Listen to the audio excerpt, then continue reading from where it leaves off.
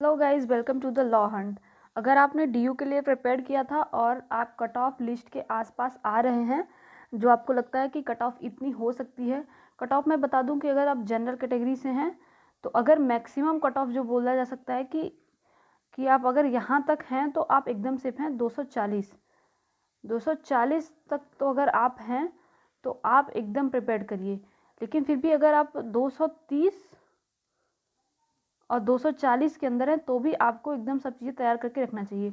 अब आप ये सोच रहे होंगे क्या अब मेरा 225 मैं छोड़ दूँ? नहीं, आपको ये डॉक्यूमेंट तैयार रखने हैं। कभी भी कुछ भी हो सकता है, तो ऐसा मान के अपना चलिए कि अब जब मेरा कट ऑफ लिस्ट में आएगा तब मैं डॉक्यूमेंट प्रिपेयर करूँगा। तो चलिए देखते हैं कि कौन कौन से डॉक्यूमेंट आपको प्रिपेयर करके रखने हैं। तो यहाँ पे आप देख सकते हैं कि आपको 10th का अपना जो मार्कशीट है जिसमें डीओबी दिया होता है वो सर्टिफिकेट आपको प्रिपेयर रखना है, क्योंकि वहाँ से बस डीओबी का एक काम होता है। तो 10th का आपको सर्टिफिकेट चाहिए। फिर जहाँ से आपने ग्रेजुएशन किया है उस ग्रेजुएशन का मार्कशीट चाहिए। और फिर माइग्रेशन सर्टिफिकेट, अगर आपने डीयू से तैयारी की है तो फिर आपको माइग्रेशन सर्टिफिकेट देने की ज़रूरत नहीं है। और डीयू से आपने ग्रेजुएशन किया है तो फिर उसके बाद है ट्रांसफ़र सर्टिफिकेट आपको चाहिए। आपको टीसी, आपने जहाँ से पढ़ा है ग्रेजुएशन किया है वहाँ से आपको टीसी मिलेगी। फिर कैरेक्टर सर्टिफिकेट भी आपको वहाँ से मिलेगा। कैरेक्टर सर्टिफिकेट के लिए आपको ये ध्यान रखना है कि वो 6 मंथ से ज़्यादा पुराना नहीं होना चाहिए। और कैरेक्टर सर्टिफिकेट जो है वो आप अगर चाहें तो कोई ऐसे कॉम्पिटेंट जो ऑफिसर्स होते हैं वहाँ से भी आप बनवा सकते हैं, अगर आपको अभी दिक्कत आ रही होगी।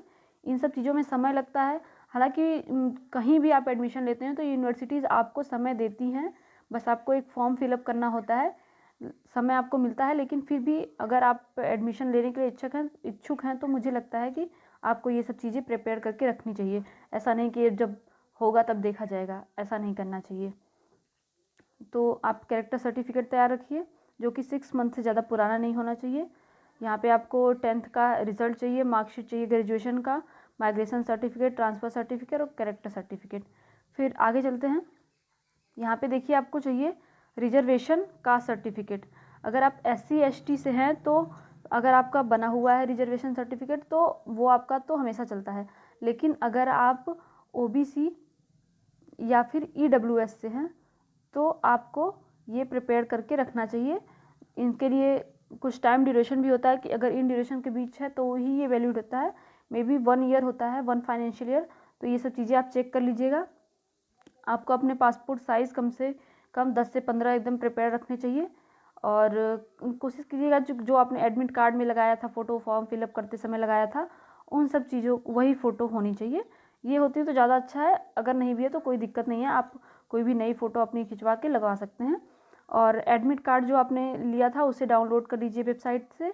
और रजिस्ट्रेशन फॉर्म जो आपने फिल किया था उसका आपने कार्बन कॉपी रखा होगा या फिर जो भी होगा फ़ोटो कॉपी, तो उसे आप लेके प्रिपेयर कर लीजिए। तो ये सब चीज़ें आपको ज़रूर से तैयार कर रखनी चाहिए, क्योंकि कभी भी कट ऑफ लिस्ट आ सकती है। तो आप अपना तुरंत डॉक्यूमेंट अपलोड कीजिए। अगर ऑनलाइन प्रोसेस चलता है तो डॉक्यूमेंट अपलोड करने के लिए आपको ये एक चीज़ करना होगा कि ये सब जितना भी मैंने चीज़ें बताई कि ये सब चीज़ें आपको तैयार रखनी चाहिए। साथ साथ आप क्या कर सकते हैं कि इनको स्कैन करवा के आप अपना PDF का एक फ़ाइल बना के रख लीजिए, क्योंकि जब भी कट ऑफ लिस्ट आए तो आपको इधर उधर दौड़ना ना पड़े कि मेरा ये डॉक्यूमेंट कहाँ है, ये डॉक्यूमेंट कहाँ है। आप एक जगह सेपरेट फ़ाइल बना के अपने लैपटॉप या फिर फ़ोन में रख सकते हैं।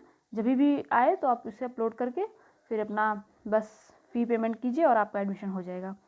तो thank you for the watching. अगर आपको ये वीडियो ज़रा भी हेल्पफुल रही हो तो चैनल को सब्सक्राइब कीजिएगा और वीडियो को लाइक करना ना भूलिएगा। Thank you for the watching.